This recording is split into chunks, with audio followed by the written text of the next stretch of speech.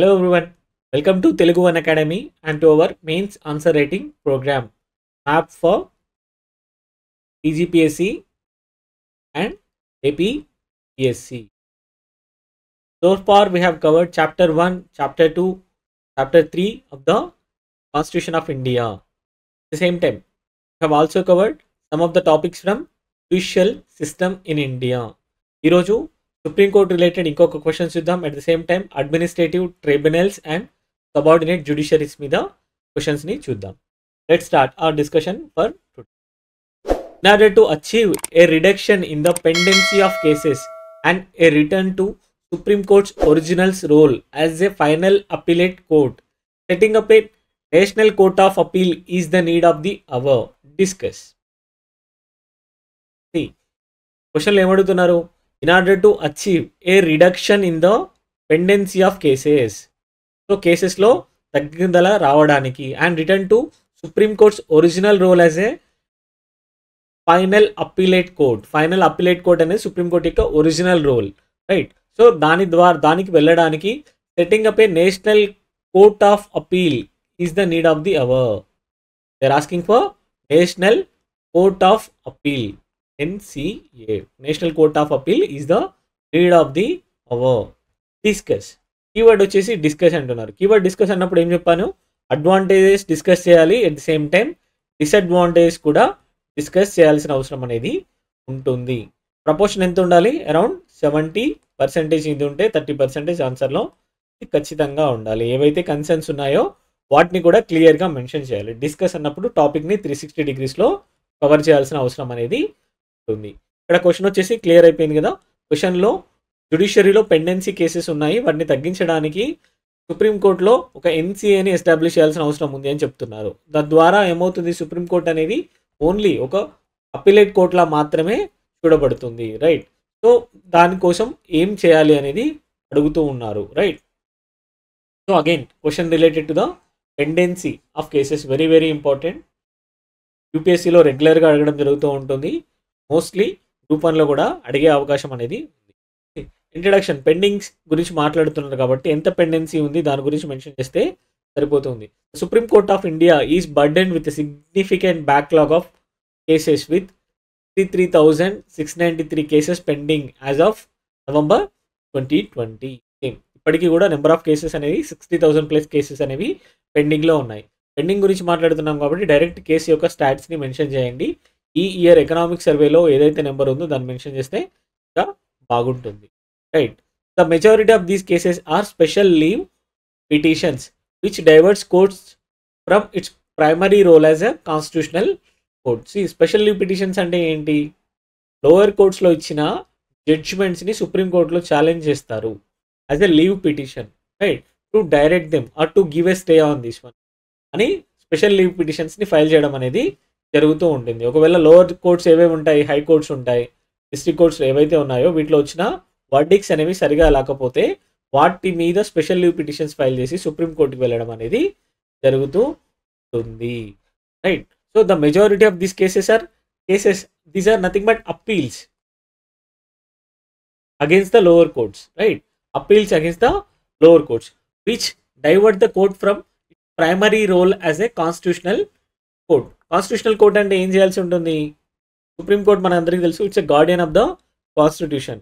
So it interprets the constitution, is the final interpreter of the constitution, even the laws made by governments, even the protector of the fundamental rights as well. Fundamental రైట్స్ని కూడా అవే protect చేయడం అనేది జరుగుతూ ఉంటుంది. So constitutional యొక్క courts లాగా even judicial రివ్యూని కూడా చేయడం జరుగుతూ ఉంటుంది, రైట్?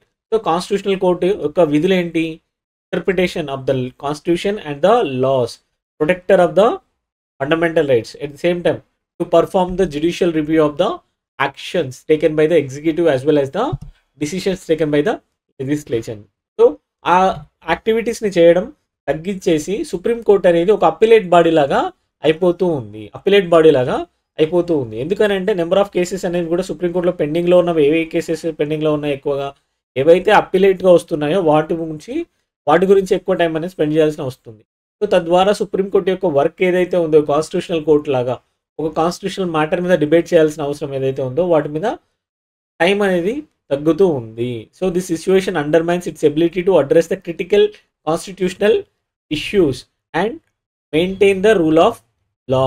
సో తద్వారా చాలామంది ఏం ప్రమోట్ చేస్తున్నారు, there is a need for national court of appeal, ఎన్సీఏని ఎస్టాబ్లిష్ చేయాలని చాలామంది చెప్తున్నారు. Restoring the supreme court's original mandate. Supreme court original mandate ఏంటి? ఒకప్పుడు సుప్రీంకోర్టు అనేది ఎన్విసేజ్ చేసినప్పుడు దాన్ని ఒక ఓన్లీ కాన్స్టిట్యూషనల్ కోర్టుగా మాత్రమే రికగ్నైజ్ చేయాలన్న ఉద్దేశంతో ఉండేవాళ్ళు. కానీ మధ్యలో ఏదైతే ఎస్ఎల్పీస్ ఉన్నాయో ఆర్టికల్ 136 ద్వారా అప్పీలేట్ కోర్టు కూడా సుప్రీంకోర్టు కానీ అప్పీలేట్ కోర్టు యొక్క యాక్టివిటీస్ కూడా సుప్రీంకోర్టే నిర్వర్తిస్తూ వస్తూ ఉంటుంది. సో ఒరిజినల్గా రిస్టోర్ చేయడానికి ఏం జరుగుతుంది? So it focuses on the constitutional matter. చెప్పాను కదా, నార్మల్గా యాక్టివిటీస్ అనేది NCA national court of appeal తీసుకున్నది అనుకోండి, సుప్రీంకోర్టు వచ్చేసి దాని మీద ఏదైతే ఒరిజినల్ మ్యాండేట్ ఉందో దానికి ఫోకస్ చేయడానికి అవుతూ ఉంటుంది. కాన్స్టిట్యూషనల్ మ్యాటర్స్ ఏవైతే ఉన్నాయో వాటి మీద కాన్సన్ట్రేట్ చేయడానికి ఒక అవకాశం అనేది ఏర్పడుతూ ఉంటుంది. The supreme court was originally envisaged as the constitutional court focusing అనే significant legal disputes and ensuring the protection of fundamental rights. Fundamental రైట్స్ని ప్రొటెక్ట్ చేయడం, అట్ ద సేమ్ టైం ఏవైతే కాన్స్టిట్యూషనల్ ఇష్యూస్ ఉన్నాయో వాటి గురించి డిస్కస్ చేయడం. The proposed NCA would handle the routine civil, criminal, labor and revenue matters, allowing the Supreme Court to concentrate on its primary role as a constitutional court. So focus on the constitutional matter rather than the appeals, the civil, criminal, labor and revenue related matters. At the same time, reducing the burden of appeals, the NCA would take over the appellate jurisdiction from the Supreme Court, significantly reducing the number of appeal cases. NCA establish చేసామంటే సుప్రీంకోర్టుకి ఇప్పుడు original జ్యూరిస్డిక్షన్తో appellate jurisdiction కూడా ఉంటుంది. ఏవైతే high courts ఉన్నాయో high courts deliver చేసిన కోర్ట్స్కి అగేన్స్ట్గా సుప్రీంకోర్టులో counter file చేయడం అనేది జరుగుతూ ఉంటుంది. ఏదైతే అపీలేట్ జ్యూరిస్డిక్షన్ ఉందో అపీలేట్ జ్యూరిస్డిక్షన్ని ఎన్సీఏకి హ్యాండ్ ఓవర్ చేయడం అనేది జరుగుతూ ఉంటుంది. తద్వారా ఏం జరుగుతుంది, ఈ కేసెస్ అనేవి నెంబర్ ఆఫ్ కేసెస్ అనేది తగ్గుతూ ఉంటాయి. సుప్రీంకోర్టులో ఉన్న ఈ అపీలేట్ కేసెస్ అనేవి తగ్గిపోతూ ఉంటాయి. This would enable Supreme Court to address more crucial constitutional questions and public interest issues or public interest litigations ఏవైతే ఉన్నాయో వాటిని అడ్రస్ చేయడానికి సుప్రీంకోర్టుకి తగిన సమయం అనేది దొరుకుతూ ఉంటుంది.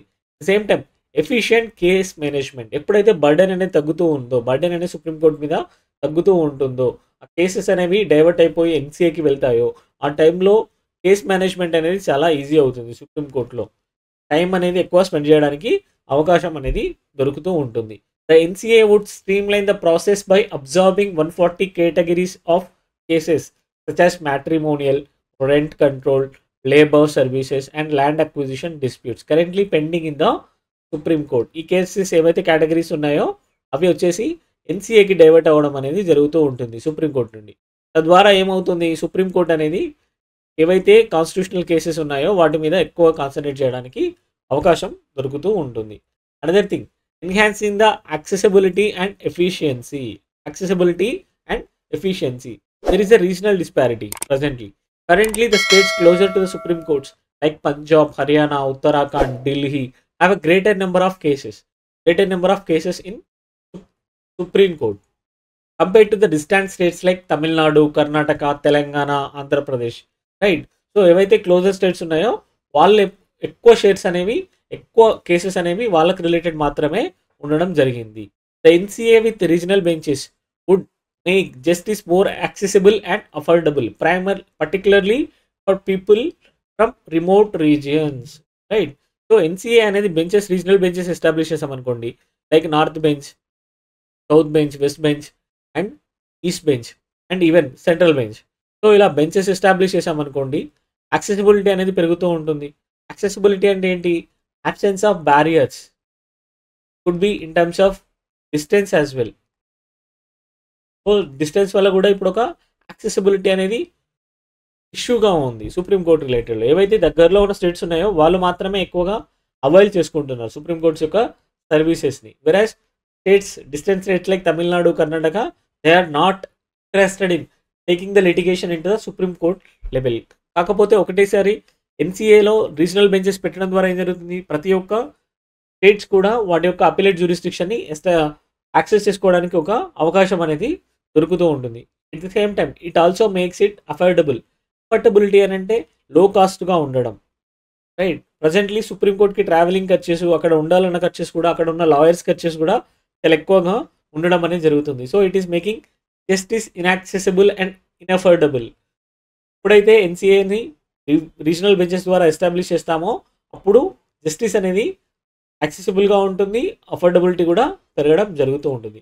Another thing is timely justice.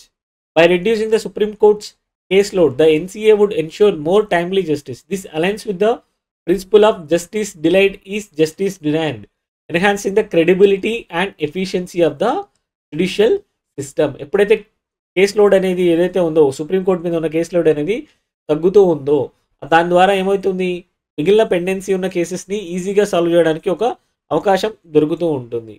So this aligns with the principle of justice delayed is justice denied. So when you are delivering justice in a timely manner, it also delivers in a justice in an efficient manner and effective manner.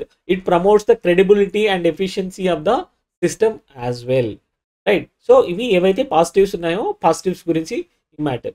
But discuss అని అడిగారు కదా మన క్వశ్చన్లో, ఖచ్చితంగా మనం ఏవైతే concerns ఉన్నాయో వాటిని కూడా మెన్షన్ చేయాల్సిన అవసరం అనేది ఉంటుంది.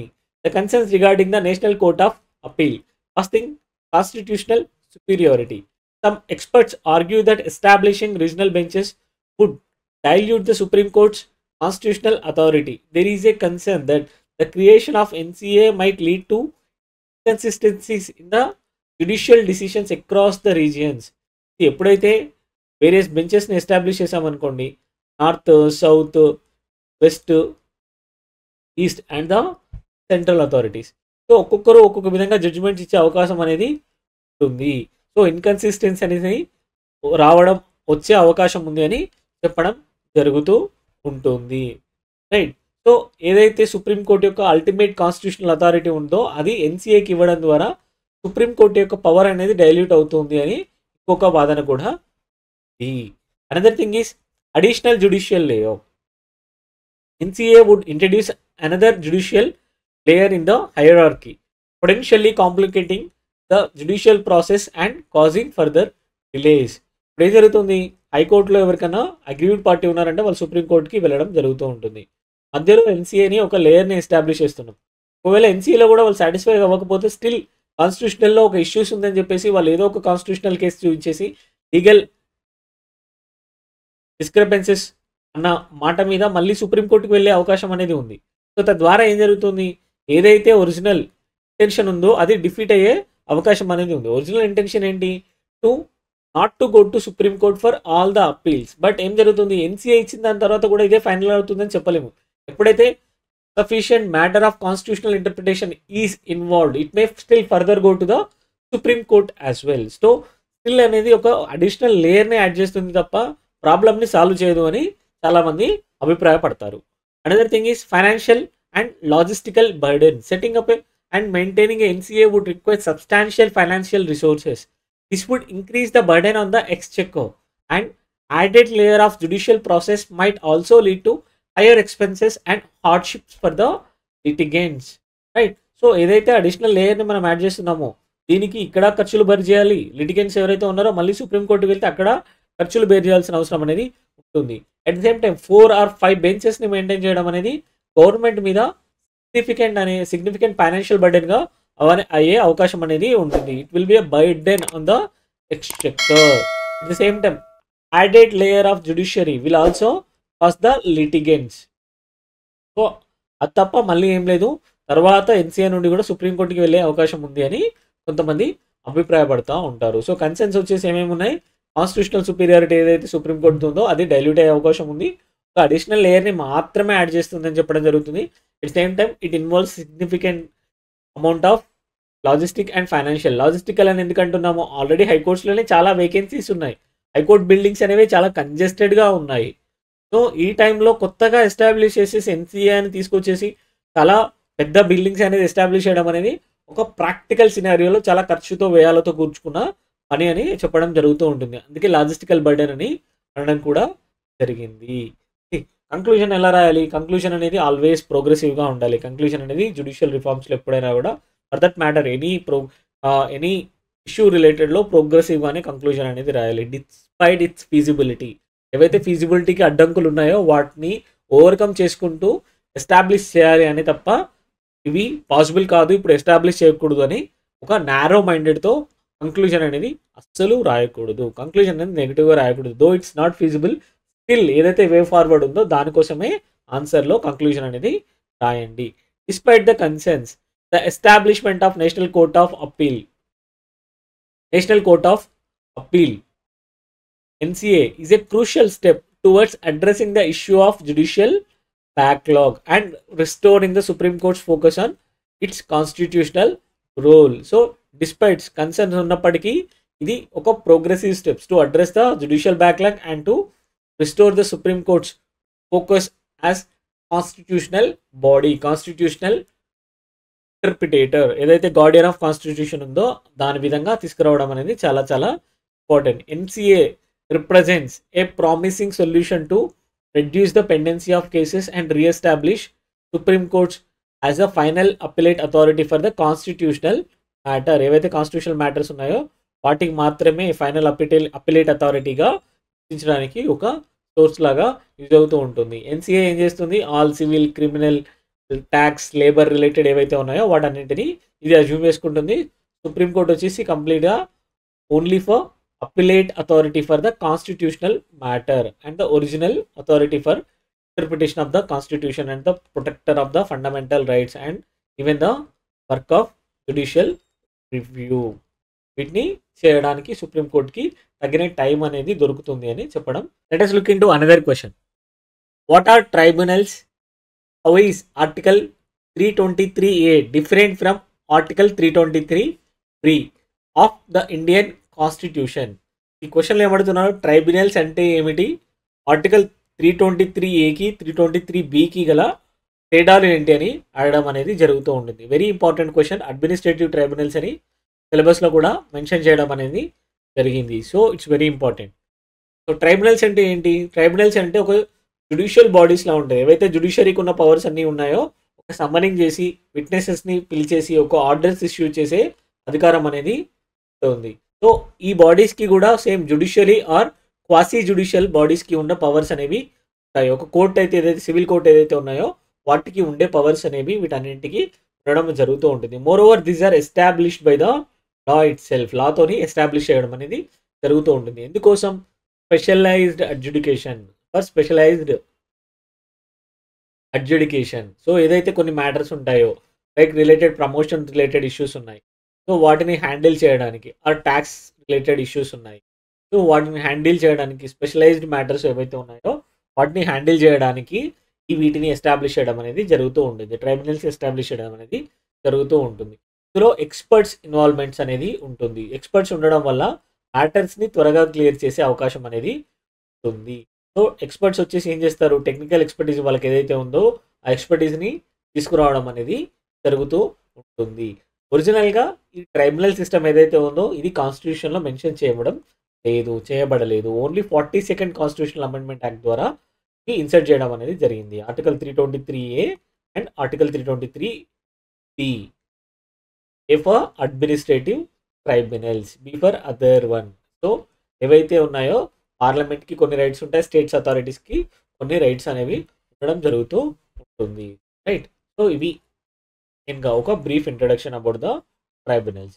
డెఫినేషన్ ఏంటి? ట్రైబ్యునల్స్ అంటే ట్రైబ్యునల్స్ యొక్క డెఫినేషన్స్తో ఇంట్రొడక్షన్ని స్టార్ట్ చేయవచ్చు. These are judicial or quasi-judicial institutions established by law to provide specialized adjudication aiming to reduce the burden on the traditional courts and deliver faster resolutions. See, two things ఉన్నాయి ఇక్కడ. Objective అనేది two things ఉన్నాయి. One thing to reduce the burden on the traditional courts, ఏవైతే high courts ఉన్నాయో supreme courts ఉన్నాయో వాటి మీద బర్డన్ని తగ్గించడం కోసం అనేది first thing. The same thing second one is to deliver the faster resolutions. ఎందుకు ఫాస్టర్ రెజల్యూషన్స్? ఇందాక చెప్పాం కదా, ఎక్స్పర్ట్స్ ఉంటారు, టెక్నికల్ డొమైన్ ఎక్స్పర్ట్స్ అనే వాళ్ళు వీళ్ళు ఉంటారు. సో వీళ్ళు మ్యాటర్ని తొందరగా సాల్వ్ చేయడానికి కుదురుతూ ఉంటుంది. ఇంకొకటి ఏంటంటే వీళ్ళు కేసెస్ ఏవైతే వింటారో ఒకటే రకమైన కేసెస్ అనేది డీల్ చేయడం వల్ల వీళ్ళకి సిగ్నిఫికెంట్ ఎక్స్పర్టీస్ ఉంటుంది. At same time consolidation of matters, consolidation of కేసెస్కి ఒక పాసిబిలిటీ కూడా ఉంటుంది. అందువల్ల ఏం జరుగుతుంది? జస్టిస్ని ఫాస్ట్గా డెలివర్ చేయగలుగుతారు. Right. So for two things, to reduce the burden on the traditional court system and to deliver the justice in a swift manner. Another thing is these are not part of the original Indian Constitution. Rather, they are introduced by the 42nd Constitutional Amendment Act in 1976. This empowered the Parliament and the state legislature to constitute these tribunals. ఏవైతే tribunals ఉన్నాయో 42nd amendment act అనేది ఒక power అనేది ఇవ్వడం జరిగింది పార్లమెంట్కి, at the same time state legislative assemblies ఇవ్వడం జరిగింది. So what are the features of tribunals? Specialised jurisdiction. Tribunals deal with specific types of disputes such as administrative or tax or labor or environmental issues. So వీటి యొక్క jurisdiction ఏదైతే ఉందో ఆ jurisdiction అనేది స్పెషలైజ్డ్గా ఉంటుంది, ఒక నీష్ ప్రకారం అనేది ఉంటుంది, రైట్? సో కన్సర్న్డ్ ఏరియాస్ మీద మాత్రమే ఉంటూ ఉంది. నార్మల్గా హైకోర్ట్స్ అని అంటే they deal with any type of situation, any type of matter that are arising within its jurisdiction, right? కానీ ఇలా కాదు. ట్రైబ్యునల్స్ అనేవి ఓన్లీ ఏవైతే స్పెషలైజ్డ్ జ్యూరిస్డిక్షన్లో ఎస్టాబ్లిష్ చేయబడ్డాయో ఆ కేసెస్ని మాత్రమే డీల్ చేయడం అనేది జరుగుతూ ఉంటుంది. ఎగ్జాంపుల్కి అడ్మినిస్ట్రేటివ్ ట్రైబ్యునల్స్ ఏం చేస్తాయి? ఏవైతే promotion related are transfer related are the service matters related disputes ఏవైతే ఉన్నాయో వాటిని మాత్రమే అడ్జుడికేట్ చేయడం అనేది జరుగుతూ ఉంటుంది. సో అగైన్ ట్యాక్స్ ట్రైబ్యునల్స్ ఏవైతే ఉన్నాయో టాక్సేషన్ రిలేటెడ్ మాత్రమే డీల్ చేయడం అనేది జరుగుతుంది. Labour rights related, labour grievances ఏవైతే ఉన్నాయో వాటి గురించి మాట్లాడడం జరుగుతూ ఉంటుంది. ఎన్విరాన్మెంటల్ ఇష్యూస్, ఎన్విరాన్మెంట్కి సపరేట్గా నేషనల్ గ్రీన్ ట్రైబ్యునల్ అనేది ఆల్రెడీ ఎస్టాబ్లిష్ కూడా చేసుకోవడం అనేది జరిగింది. Another feature of these tribunals is expeditious adjudication. Tribunals are designated to resolve the disputes more quickly than traditional courts. Traditional courts అంటే ఇక్కడ డిస్ట్రిక్ట్స్ కోర్ట్స్ అవ్వచ్చు, high courts అవ్వచ్చు, supreme courts అవ్వచ్చు. ఎందుకు ట్రెడిషనల్ కోర్ట్స్ కంటే ఎక్కువగా త్వరగా ఇవ్వడం జరుగుతుంది అని చెప్తున్నాము? These are experts in particular domain. At the same time these do hear the cases only from specific domain so that there can be a possibility for consolidation of the cases ఏవైతే రికార్డింగ్లో already ఉండే అవకాశం అనేది ఉంటుంది. Connected కేసెస్కి అవకాశం అనేది ఎక్కువగా ఉంటుంది. Other thing is technical expertise. Tribunal often include experts in relevant fields, ensuring that complex and technical matters are handled effectively. So చెప్పాను కదా, ఎవరైతే జడ్జెస్ ఉంటారో వాళ్ళకి టెక్నికల్ డొమైన్ ఎక్స్పర్టీస్ అనేది ఉంటుంది. If not judges, they ask the expert to come and sit along with the adjudicating panels so that they can render their services for the faster delivery of the justice as well. So another important thing is reduction of judicial burden.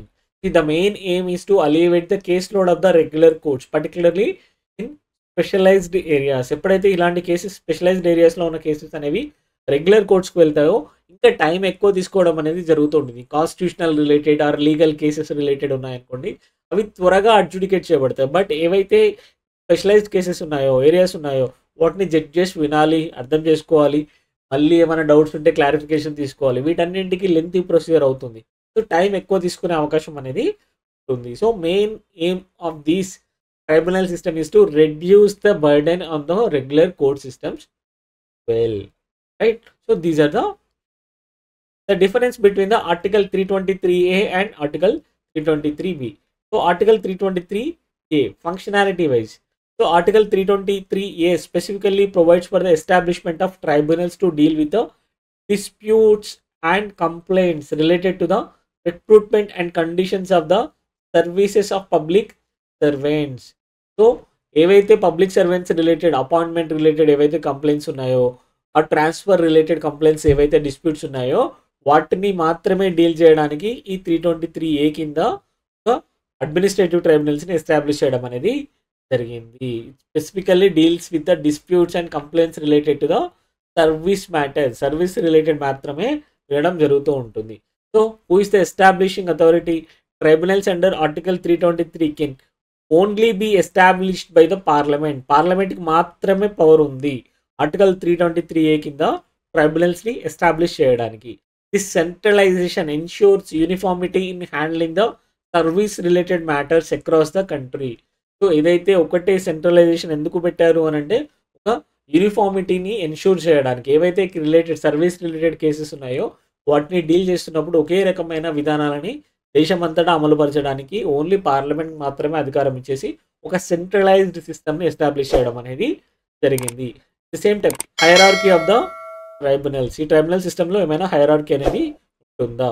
Article 323 A does not envisage a hierarchy of tribunals. Only one tribunal for the centre and one tribunal for each state or even joint tribunals for 2 or more states can be established. So సెంట్రల్‌లో అంతటా ఒకటే tribunal అనేది ఉండడం జరుగుతూ ఉంటుంది.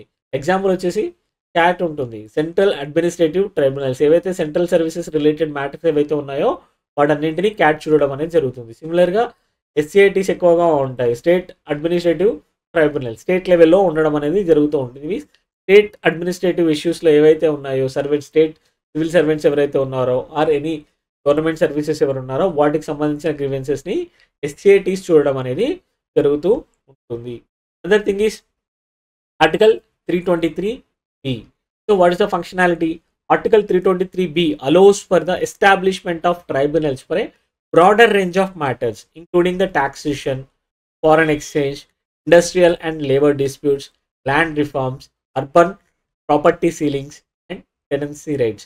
So ఒక specialised ఏరియాస్లో ట్రైబ్యునల్స్ని establish చేయాలంటే ఆర్టికల్ 323B కింద చేయాల్సిన అవసరం అనేది ఉంటుంది. స్పెషల్ ఏరియాస్ ఏమేమి ఉండొచ్చు? టాక్సేషన్ ఉండొచ్చు, ఫారెన్ ఎక్స్చేంజ్ ఉండొచ్చు, industrial and labour disputes related ఉండొచ్చు, ల్యాండ్ రిఫార్మ్స్ రిలేటెడ్ ఉండొచ్చు, రైట్? సో ఇలా వేరియస్ స్పెసిఫిక్ సెగ్మెంట్ ఓరియంటెడ్గా ఎప్పుడైనా ట్రైబ్యునల్స్ ఎస్టాబ్లిష్ చేస్తే వాటిని 323A కింద చేయాల్సిన అవసరం అనేది ఉంటుంది. A for always recruitment purpose, service related matters. B is for general purpose. C establishment authority. Tribunals under Article 323B can be established by both Parliament as well as state legislature, depending on the legislative competency. This provides flexibility for both central and state governments to address the specific regional issues. ఏవైతే legal competence ఏవైతే ఉందో ఆ legal కాంపిటెన్సీకి తగినట్టుగా parliament enact చేయొచ్చు or state legislative assemblies కూడా ట్రైబ్యునల్స్ని establish చేసే అధికారం అనేది ఉంది. సపోజ్ లేబర్ రిలేటెడ్ ఇష్యూస్ ఉన్నాయి. లేబర్ రిలేటెడ్ అనేది కాంకరెంట్ లిస్ట్లో ఉంటుంది. సో వీటి గురించి పార్లమెంట్ చేయొచ్చు, అట్ సేమ్ టైం స్టేట్ కూడా చేసే అధికారం అనేది ఉంది. ప్రాపర్టీ సీలింగ్స్ అయినా, టెనెన్సీ రైట్స్ అయినా, ఇలాంటి రిలేటెడ్ ఏవైతే ఉన్నాయో ఎవరికైతే ఎవరి జ్యూరిస్డిక్షన్లో అవి వస్తాయో ఏ విధంగా డిసైడ్ చేస్తాము? 7th షెడ్యూల్లో ఏవైతే లిస్ట్ ఉన్నాయో union list, state list and concurrent list. So union list మీద ఉన్నది పార్లమెంట్ చేయడానికి అవసరం ఉంటుంది. స్టేట్ లిస్ట్ ఉన్నది స్టేట్ లెజిస్లేటివ్ అసెంబ్లీస్లో ట్రైబ్యునల్స్ ఎస్టాబ్లిష్ చేసుకునే అవసరం అనేది ఉంటుంది. కాంకరెంట్ లిస్ట్ మీద కూడా పార్లమెంటే ఎక్కువగా చేయడం అనేది జరుగుతూ. Hierarchy of the tribunals. Article 323B envisages a hierarchy of tribunals, allowing for creation of appellate tribunals and more complex tribunal structure to handle various disputes. నార్మల్గా క్యాట్ రిలేటెడ్ అయితే హైరార్కీ ఏవి లేదు అని చెప్పుకోవడం జరిగింది. కానీ ఇక్కడ స్పెసిఫిక్ ఏరియాస్లో ఉంటుంది. ఒకరు ఇచ్చిన తర్వాత దాని యొక్క అప్పిలేట్ బాడీకి అనేది వెళ్ళడం జరుగుతుంది. లైక్ NLT ఉంటుంది. దాని తర్వాత NLAT అనేది కూడా ఉండడం అనేది జరుగుతూ ఉంటుంది. అప్పిలేట్ ట్రైబ్యునల్ అనేది కూడా ఉంటుంది, రైట్? సో ఎప్పుడైతే ట్రైబ్యునల్ సిస్టమ్ అనేది ఒక స్పెసిఫిక్ ఏరియాలో ఎస్టాబ్లిష్ చేయడం జరుగుతుందో ఆ ఏరియాలో ఒక హైరార్కీ ఆఫ్ ట్రైబ్యునల్స్ని ఎస్టాబ్లిష్ చేస్తారు. ఎందుకు అని అంటే ఒక ట్రైబ్యునల్ లోవర్ ట్రైబ్యునల్ ఇచ్చిన దానికి అప్పిలేట్ కోసం హైయర్ ట్రైబ్యునల్ కూడా వెళ్ళొచ్చు. ఎందుకంటే మోర్ కాంప్లెక్స్గా ఉంటాయి కేసెస్ కాబట్టి ఒక్కొక్కసారి అప్పిలేట్ కూడా స్కోప్ అనేది ఉంటుంది. హైరార్కీ అనేది దీంట్లో ఉంటుంది. ఎగ్జాంపుల్స్ వచ్చేసి ఏంటి? Income tax appellate tribunal, national green tribunal and other sector specific tribunals. ఏవైతే టెలికాం రిలేటెడ్ ఉన్నాయో, petroleum related, land reforms related, properties related ఏవైతే ఉన్నాయో సో అవన్నీ సెక్టార్ స్పెసిఫిక్ ట్రైబ్యునల్స్ అని అనడం జరుగుతూ ఉంటుంది. What is the judicial review scope? ఏముంది? చంద్రకుమార్ కేసు అనేది ట్రైబ్యునల్స్ వచ్చినప్పుడు చాలా ఇంపార్టెంట్ కేసు అనేది ఉంటుంది. Initially appeals against the tribunal courts, tribunal orders could only be made to supreme court bypassing the high courts. ఎప్పుడైతే ట్రైబ్యునల్స్ ఏవైతే ఉన్నాయో అవి ఆర్డర్స్ ఇచ్చినారనుకోండి, ఆ ఆర్డర్స్ని ఓన్లీ సుప్రీం కోర్టులో మాత్రమే ఛాలెంజ్ చేయాలి అన్నట్టుగా ఉండేది. రైట్. సో ఏదైతే హైకోర్ట్స్ ఉన్నాయో మిడిల్‌లో వాటిని బైపాస్ చేయడం అనేది జరిగింది. However in Chandra Kumar case 1997 the supreme court declared that exclusion of high courts jurisdiction is unconstitutional.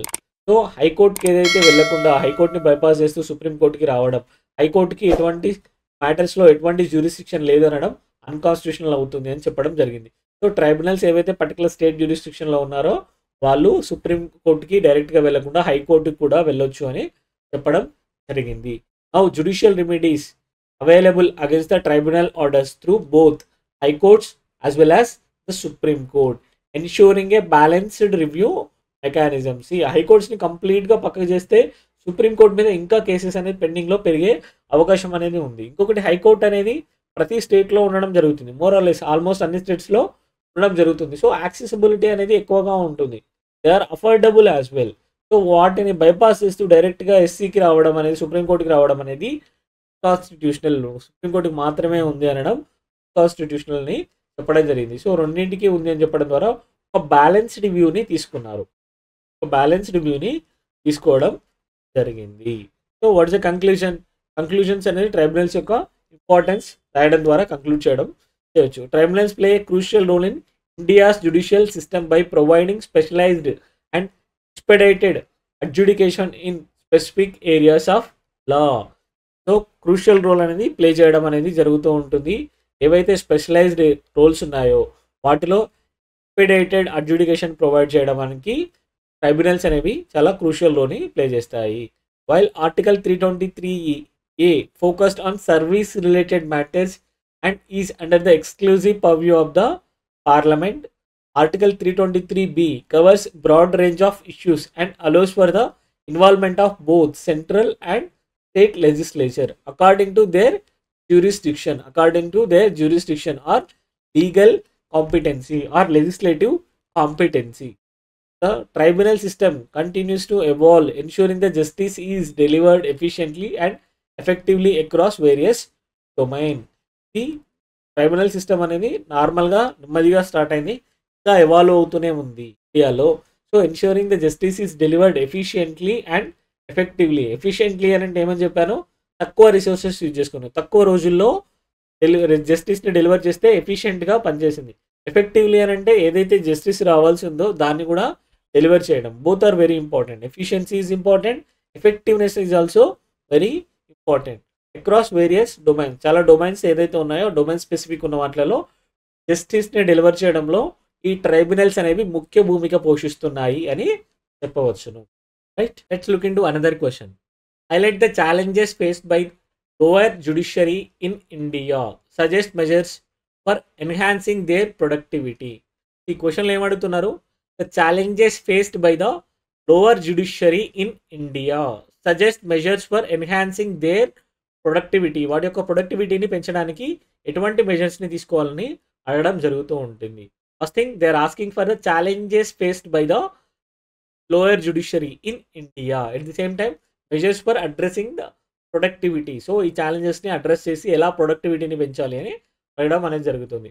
So challenges అని అన్నారు కాబట్టి ఖచ్చితంగా ఏవైతే పెండెన్సీస్ ఆఫ్ కేసెస్ ఉన్నాయో వాటి మెన్షన్ చేయండి. జ్యుడిషియల్ రిలేటెడ్ ఎనీ ఛాలెంజెస్ అడిగినా కూడా ఫస్ట్ కేసెస్ ఏవైతే పెండింగ్లో ఉన్నాయో వాటి యొక్క నెంబర్స్ని ఏదైతే ఉందో ఆ స్టాట్ని మెన్షన్ చేయడం ద్వారా ఒక మంచి ఇంట్రడక్షన్ని రాయవచ్చు. ఛాలెంజెస్ అని ఎప్పుడు అడిగినా కూడా.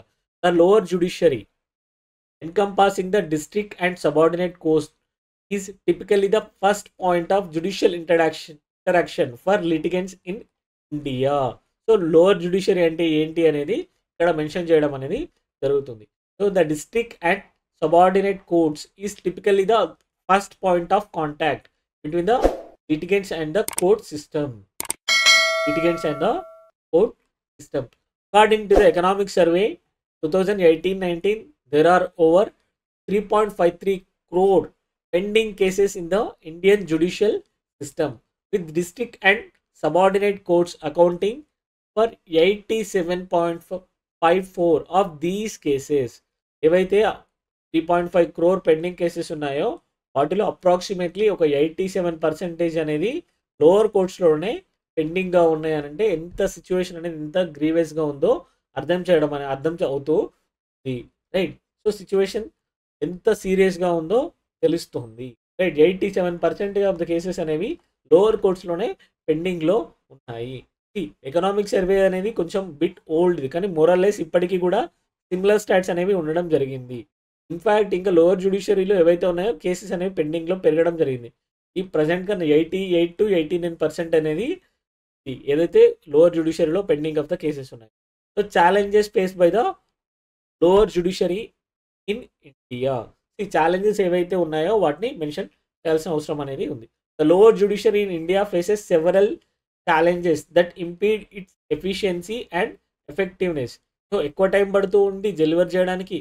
At the same time even though it is taking more number of times or more number of days for delivering the justice, it is unable to give the intended outcome, that is effectiveness.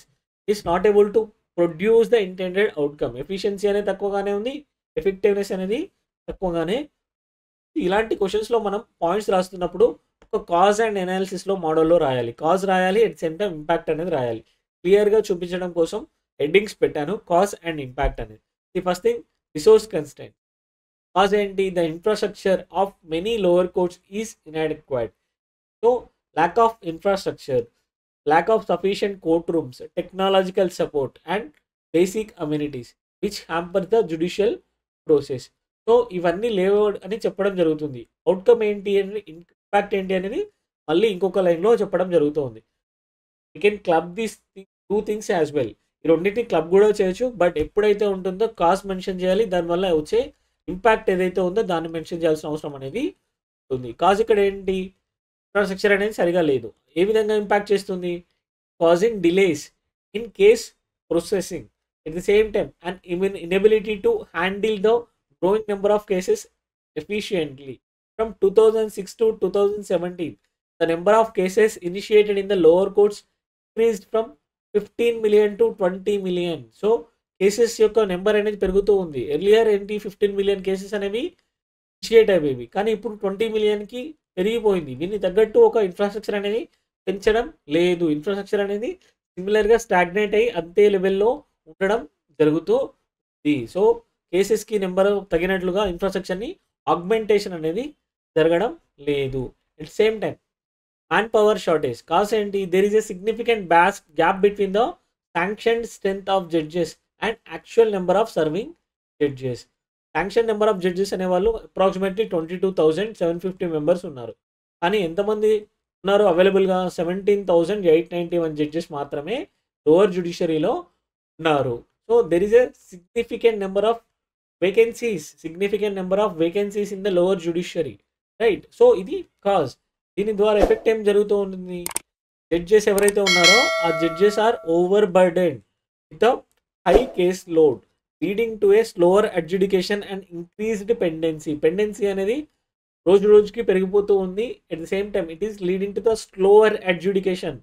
So ఏదైతే లిటిగేషన్ని complete చేయాల్సిన అవసరం ఉందో అది చాలా స్లోగా జరుగుతుంది. It is leading to the inefficiency the court system. Another thing is judicial inefficiency. ఏదైతే ఉందో direct outfall inefficiency such as frequent adjournments, absence of judges, overcrowded dockets and lack of time for thorough hearings contribute to these delays. So inefficiency అనేది ఎలా అవుతున్నాయి? ఏవైతే causes ఉన్నాయి, frequent అడ్జర్న్మెంట్స్ అనేది జరుగుతూ ఉన్నాయి. ఎప్పుడైనా కేసెస్కి యావరేజ్గా 2 to 3 minutes మాత్రమే టైం వినడం జరుగుతుంది, వెంటనే అడ్జర్న్మెంట్ అనేది ఇవ్వడం జరుగుతుంది. అబ్సెన్స్ ఆఫ్ జడ్జెస్ అనేవాళ్ళు ఏవైతే ఉన్నారో తగిన విధంగా లేరు. వాటి యొక్క వేకెన్సీస్ అనేవి చాలా ఎక్కువగా ఉంది. Over crowded dockets. ప్రతి ఒక్క జడ్జి దగ్గర చాలా ఎక్కువ నెంబర్ ఆఫ్ కేసెస్ అనేవి ఉండడం జరుగుతుంది. తద్వారా వాళ్ళకు తగిన టైం అనేది ప్రతి కేసుకి తగిన టైం అనేది ఇవ్వలేకపోతున్నారు. At the same time lack of time for thorough hearings contribute to these delays. In fact ఏం జరుగుతుంది వీటి వల్ల? It takes longer time to resolve the cases and justice is delayed which can erode the public trust in the judiciary. So కేసెస్ని solve చేయడానికి చాలా time అనేది పడుతూ ఉంటుంది. చాలా టైం పడుతూ ఉన్నప్పుడు చాలామందికి ఏముంది జ్యుడిషియరీ అనగానే చాలా టైం తీసుకుంటుంది, ఇయర్స్ వరకు అని పోతుంది. ఒక మిస్ట్రస్ట్ అనేది డెవలప్ అయిపోతుంది. ఒక ట్రస్ట్ డిఫిషియన్సీ అనేది డెవలప్ అవుతూ ఉంది. ట్రస్ట్ డిఫిషిట్ అనేది డెవలప్ అవుతూ ఉంటుంది పబ్లిక్కి జ్యుడిషియరీకి మధ్యలో, రైట్? సో కేసెస్ అనేవి ఇన్ఎఫిషియెంట్గా హ్యాండిల్ చేయడం వల్ల ఒక పబ్లిక్ మిస్ట్రస్ట్ అనేది ఏర్పడుతూ ఉంది. Delays due to stay orders issued by higher courts or within the district courts themselves can halt the proceedings and cause the significant delays. ఎప్పుడైతే lower courts district courts ఉందనుకోండి, district courts ఇచ్చిన judgment మీద high court అనేది stay order అనేది ఇవ్వడం జరుగుతూ ఉంటుంది. వీళ్ళు సడన్ ఇంప్లిమెంట్ చేయండి అన్నప్పుడు వీళ్ళు ఇంప్లిమెంట్ చేయొద్దు అనే దాని మీద స్టే ఆర్డర్ అనేది ఇవ్వడం జరుగుతుంది. ఇలా స్టే ఆర్డర్ ఇవ్వడం ద్వారా కేసెస్ అనేవి పెండింగ్ అవుతూ ఉంటుంది. ఒకవేళ డిస్ట్రిక్ట్ కోర్ట్స్ ఈ కేసుని సాల్వ్ చేసింది అనుకునే టైంకే ఒక స్టే ఆర్డర్ వచ్చింది. సో ఇక్కడ నుండి కేసు వెళ్ళిపోయి ఇక్కడ +1గా మారడం అనేది జరుగుతూ ఉంటుంది. సో కేసెస్ అనేవి కంప్లీట్ హియరింగ్స్ అయినప్పటికీ కూడా సాల్వ్ చేయబడడం లేదు. Nearly half of all cases are delayed due to stay orders prolonging the resolution process. ఈ సిచ్యువేషన్ బట్టే ఎలా ఉందో అర్థం చేసుకోవచ్చు ఈ సిచ్యువేషన్ని చూసి. So half of the cases that are pending are nothing but stay orders. ఒక కోర్ట్ ఇచ్చిన ఆర్డర్స్ మీద ఇంకొక కోర్ట్ అనేది హైయర్ కోర్ట్ అనేది స్టే ఇవ్వడం ద్వారా వచ్చే సిచ్యువేషన్ అన్నమాట, right? So another thing is lack of legal awareness and training. Judges in the lower courts may lack adequate training in emerging and specialized areas of law. Especially ఎప్పుడైతే new లాస్ని తీసుకురావడం జరిగిందో వాటిలో జడ్జెస్కి తగినంత నైపుణ్యం అనేది ఉండకపోవచ్చు, రైట్? సో వాటి వల్ల స్పెషలైజ్డ్ ఏరియాస్ ఏవైతే ఎవాల్వ్ అవుతున్నాయో అటువంటి వాటిలలో ట్రైనింగ్ అనేది అడిక్వేట్ ట్రైనింగ్ అనేది జడ్జెస్కి ఇవ్వడం లేదు. వాళ్ళు ఒకవేళ వాటిని తరోగా నేర్చుకుందాం అనుకున్నా వాళ్ళ యొక్క టైం అనేది తక్కువగా ఉండడం వల్ల వాళ్ళు ఆ పని చేయలేకపోతున్నారు. సో ఇంపాక్ట్ అనేది ఏం జరుగుతుంది? Inefficient handling of these complex cases at the same time slower adoption of the modern legal practices. So కేసెస్ని ఇలాంటి వాటిని సాల్వ్ చేయాలంటే జడ్జెస్కి తగిన టైం అనేది అవసరం. అందువల్ల ఏం జరుగుతుంది? ఇన్ఎఫిషియన్సీ అనేది ప్రమోట్ అవుతూ వస్తూ ఉంటుంది.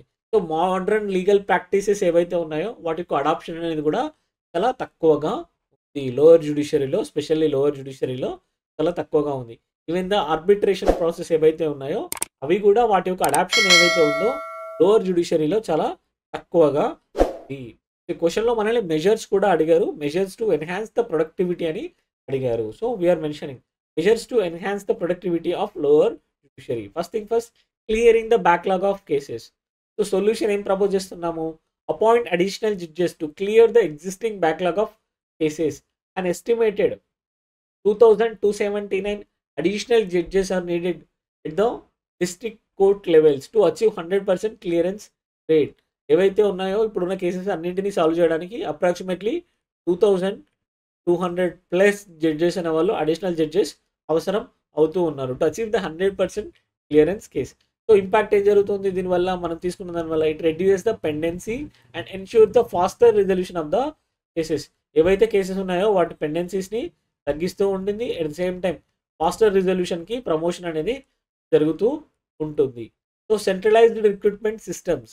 So implement centralised recruitment systems for lower courts similar to the UPSC examination. UPSC examination అనేది ఆల్ ఇండియా సర్వీసెస్ని ఎలా అయితే రిక్రూట్ చేస్తుందో, ఐఏఎస్ ఐపీఎస్ని ఎలా అయితే రిక్రూట్ చేస్తూ ఉంటుందో ఏజేఐఏఎస్ ఆల్ ఇండియా జ్యుడిషియల్ ఏఐజేఎస్ సర్వీసెస్ని కూడా ఇంప్లిమెంట్ చేయాలి అని ఒక క్వశ్చన్ని కూడా ఎర్లియర్ క్లాసెస్లో మనం డిస్కస్ చేయడం అనేది జరిగింది. సో సెంట్రలైజ్డ్ రిక్రూట్మెంట్ సిస్టమ్ దీనివల్ల ఏం జరుగుతుంది? ఒక రిక్రూట్మెంట్ యొక్క స్టాండర్డ్స్ అనేవి ఇంప్రూవ్ అవడం జరుగుతూ ఉంటుంది. వాళ్ళకు ఒక కేస్ పెండెన్సీస్ని ఎలా డీల్ చేయాలో టెక్నిక్స్ కూడా నేర్పడం జరుగుతూ ఉంటుంది. ఇంపాక్ట్ ఏముంటుంది? This ensures timely and merit based appointment of the judges, reducing the vacancies as well as the workload ఏదైతే ఉందో దాన్ని తగ్గించడంతో పాటు వేకెన్సీస్ని కూడా తగ్గించవచ్చు. అట్ ద సేమ్ టైం ఒక మెరిటోక్రసీ అనేది ప్రివేల్ అవుతూ ఉంటుంది. ఒక నెపోటిజం అనే జ్యుడిషియరీలో ఉన్న కన్సర్న్ ఏదైతే ఉందో దాన్ని ఎఫెక్టివ్గా అడ్రస్ చేసిన వాళ్ళం అవుతాం.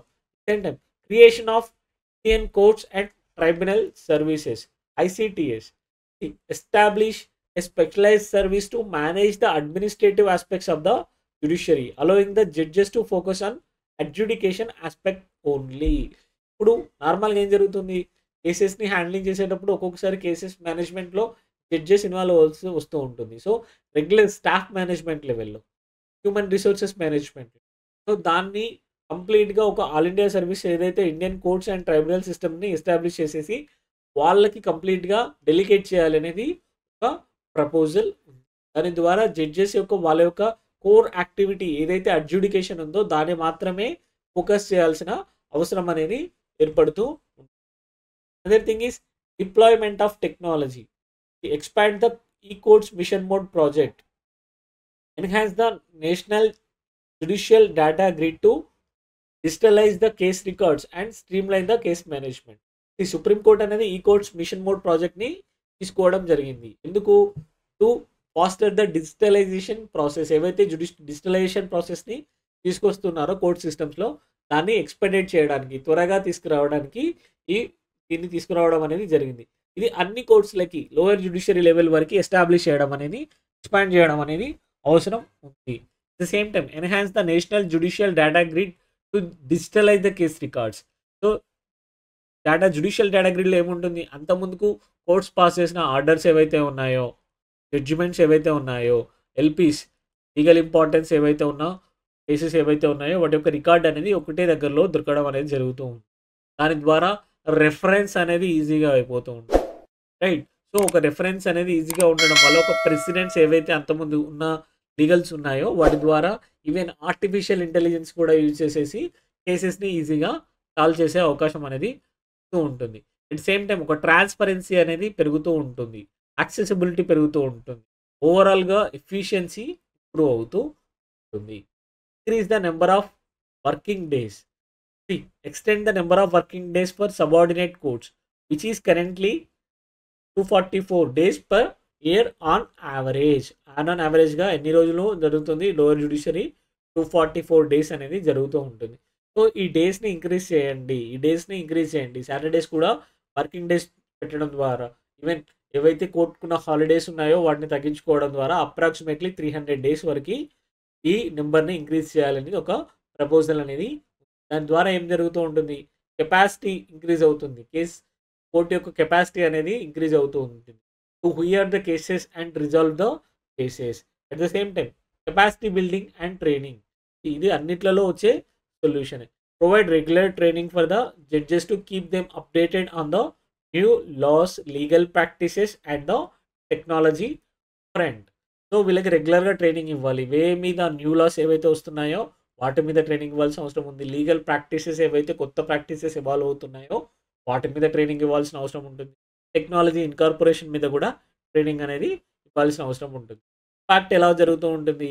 It ensures that judges are well equipped to handle the modern legal challenges effectively.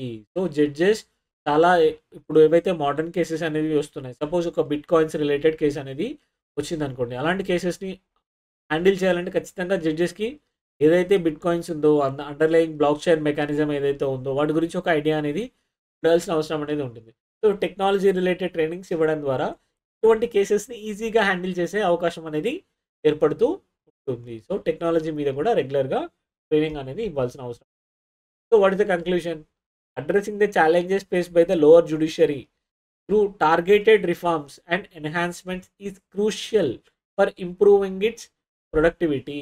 ఏవైతే ఛాలెంజెస్ ఉన్నాయో వాటిని అడ్రస్ చేయడం అనేది చాలా చాలా ఇంపార్టెంట్. ప్రొడక్టివిటీ ఇంప్రూవ్ చేయాలంటే ఖచ్చితంగా వీటిని అడ్రస్ చేయాలి. ఎలా అడ్రస్ చేయగలుగుతాము? Through targeted reforms and enhancement.